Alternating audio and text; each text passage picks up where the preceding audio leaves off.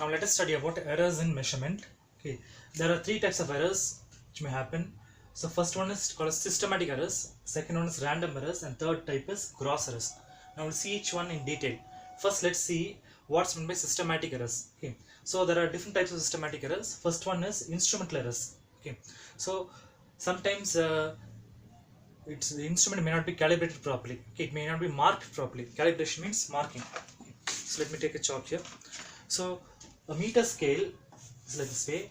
The edges may be worn down, okay, or the numbers may not be written marked properly, okay. So or the lines may be curved and all. So that's called as instrumental error. Okay, that happens in a meter scale or a thermometer also. Okay, so thermometer, it must show 0 degrees Celsius as a melting point of ice. Okay, but if it's marked wrongly, it may show 1 degree Celsius. Okay, so that's an error there.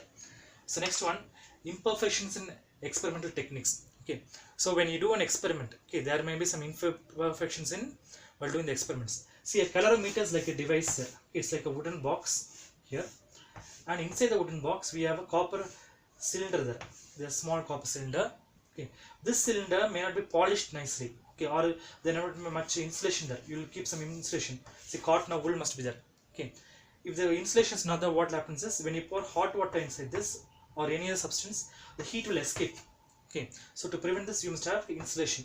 Okay, if insulation is not there in the calorimeter, what happens? It may cause an error there. Okay, whatever temperature or whatever readings we take, that will be wrong. Okay, so next one is personal errors. So personal errors means what? It is due to the individuals only. Okay, so person. So individuals may take wrong readings there. Okay, they may set the emissions wrongly. So incorrect setting up and carelessness. Okay, so they may not do an activity or a project or an experiment properly. Okay, they just do carelessly. Okay, so that's a personal error. Next one, errors due to external causes. Okay, see, external causes, the changes may be there in the temperature. Okay, see, when wind blows into the lab, temperature may reduce. Okay, then see, next one, humidity.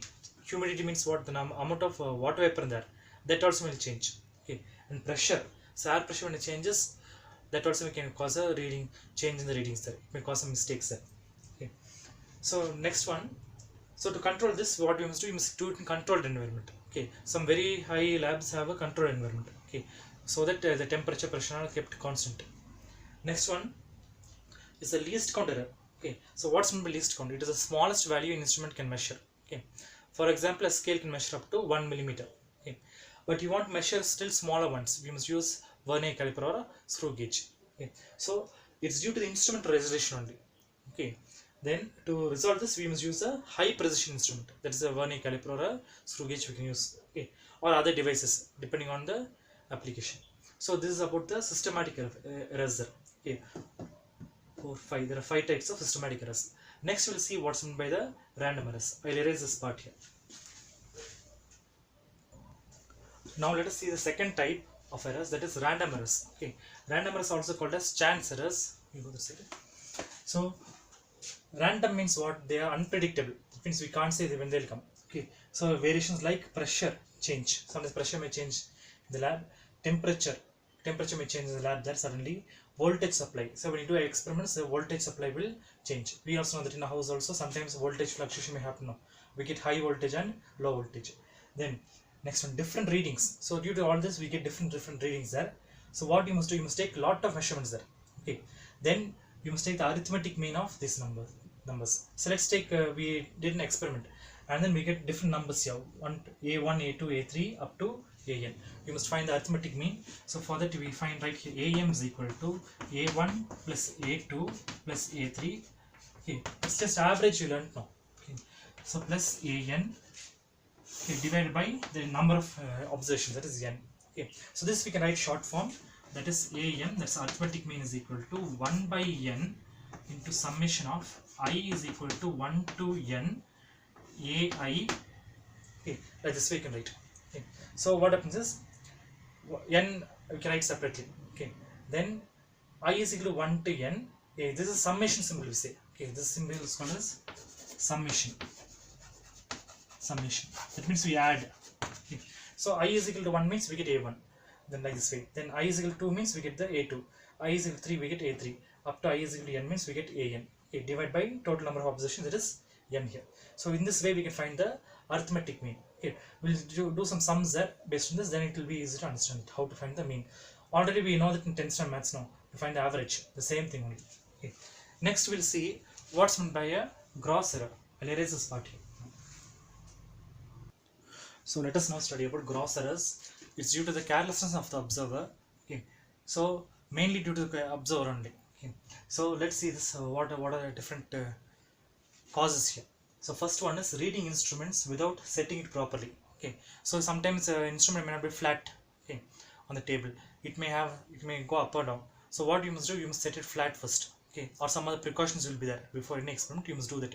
Then second one is taking observations in a wrong manner. Okay, so we will not take observation properly. Some of your persons. Okay, so they'll take it wrongly.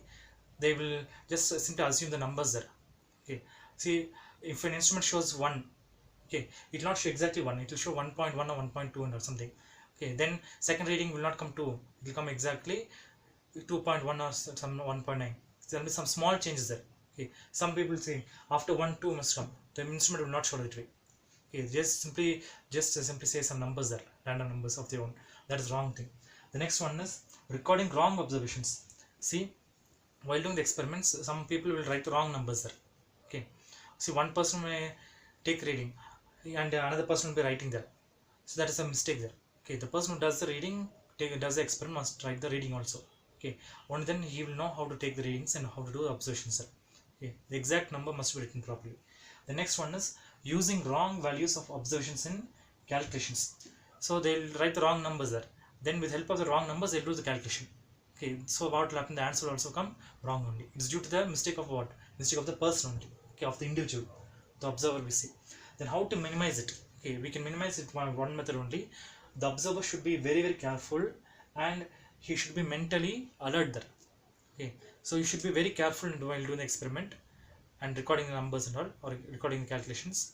Then mentally alert means he must be aware of the surroundings. Okay, what experiment he is doing, how to take the readings. He should not get distracted there. Okay, it's not just a fun there in the doing lab. So when you do an experiment there, you must be able to take an experiment or numbers very, very accurately. So these are the ways to minimize error.